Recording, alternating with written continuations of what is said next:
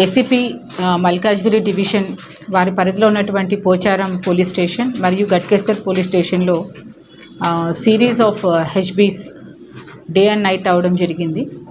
So మనకు first complaint 26th April రోజు complainant Swathi వాళ్ళ ఇంట్లో వాళ్ళు మార్నింగ్ అరౌండ్ 11 o'clockకి బయటికి వెళ్ళి తిరిగి మళ్ళీ సాయంకాలం 7:45 ఇంటికి వచ్చి చూసుకుంటే వాళ్ళ డోర్ బ్రేక్ చేసి ఇంట్లో ఉన్నటువంటి రూమ్స్లో అల్మెరాస్ అన్నీ కూడా పగలగొట్టి అన్ని వస్తువులు కూడా చిందరవందరగా పడి ఉన్నాయి.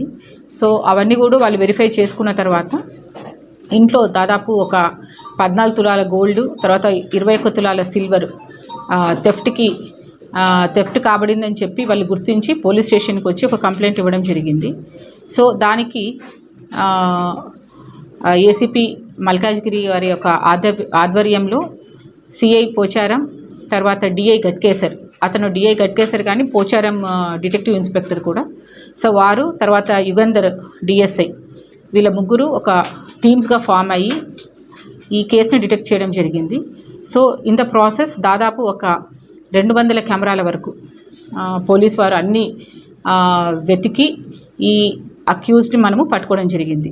ఈ అక్యూజ్డ్ వచ్చేసి ఇతని పేరు Seelam Shetty Venkataramana alias Srinu, son of Nageswararao. ఇతనికి దాదాపు 50 సంవత్సరాలు.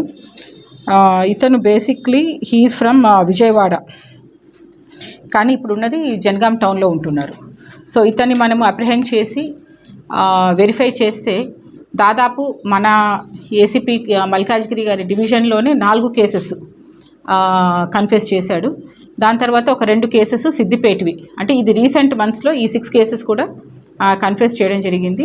సో అతను చెప్పిన కన్ఫెషన్ ప్రకారం మనకు ప్రాపర్టీ కూడా almost 21 tolas of gold, 1 kg of silver and 1.5 lakh net cash recover చేయడం జరిగింది. సో ఇతని బ్యాక్గ్రౌండ్స్కి వచ్చే వరకు ఇతను 20 years బ్యాక్, అంటే అతనికి 20 years ఉన్నప్పుడు దాదాపు 30 ఏళ్ళ కిందటిని మన దగ్గరికి రావడం, హైదరాబాద్కి వచ్చి జీడిమెట్ల దగ్గర ఉన్నటువంటి బాలానగర్లో ఒక స్క్రాప్ షాప్లో పనిచేస్తుండేవాడు. అక్కడే పరిచయమైనటువంటి ఒక లేడీని పెళ్లి చేసుకోవడము, తర్వాత ఆ విధంగా జీవనం సాగిస్తూ దీంతోపాటు ఎక్స్ట్రాగా ఈ అఫెన్సెస్ కూడా చేయడం స్టార్ట్ చేశాడు. సో ఆల్మోస్ట్ ఇప్పటి వరకు మనం వెరిఫై చేసిన దాంట్లో 100 FIRs అయితే ఇతని పేరు మీద నమోదే ఉన్నాయి. సో చూచాయిగా కూడా ఇంకా కనుక్కుంటే కూడా ఇంకా చాలా డీటెయిల్స్ వస్తున్నాయి. దాదాపు తెలంగాణ, ఆంధ్రాలో కలిపి 250 కేసెస్ ఇతను చేసినట్టు, తర్వాత అన్నిసార్లు కూడా ఇతనికి జైలుకి వెళ్ళడము రావడం ఇదంతా కూడా ఒక పరిపాటిగా అయింది.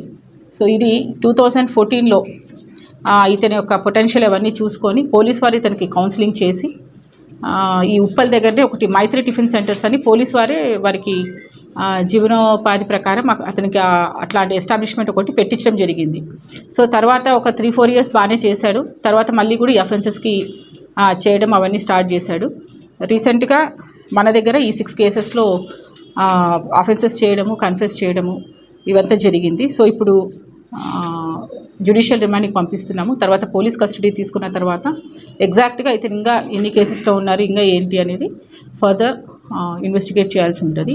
సో దీన్ని చాలా ప్రెస్టీజియస్గా తీసుకొని, ఎందుకనంటే ఎవ్రీ ఆల్టర్నేట్ డే ఒక అఫెన్స్ జరగడము, అది ఒక పెద్ద ఇప్పుడున్న ఎలక్షన్స్ పీరియడ్లో అది ఒక పెద్ద ఛాలెంజింగ్ లాగా అయిపోయింది. సో ఇవన్నీ కూడా ఇతను అవుట్స్కర్ట్సే వెతుక్కొని చేయడం, లాక్ చేసినటువంటి హౌసెస్ని ఇతను టార్గెట్ చేసుకోవడం జరుగుతుంది. సో దీన్ని డిఐ గట్కేసర్ శ్రీనివాస్, తర్వాత డిఎస్ఐ పోచారం యుగంధర్, వీళ్ళిద్దరిని కూడా అప్రిషియేట్ చేయడం జరుగుతుంది. వీళ్ళకి రివార్డ్స్ గురించి సిపి గారు కూడా పంపిస్తాము. సో తప్పుడు కంప్లీట్ ఇచ్చినట్టు కేసు మీ డిపార్ట్మెంట్లోనే స్వాతి మరి అంటే ఇప్పుడు కెమెరా కూడా డైరెక్ట్గా ఇతనే దొంగ అని మనకి ఎవరు చూపిరు. దాన్ని కూడా మనం చాలా స్టడీ చేయాలి, అనాలిసిస్ చేయాలి, కరెక్ట్గా టైం తెలియాలి. ఇప్పుడు ఒక గంట లోపలనే దాదాపు 100 వెహికల్స్ పోతూ ఉంటాయి, 100 మనిషి, నాట్ దట్ ఈజీ.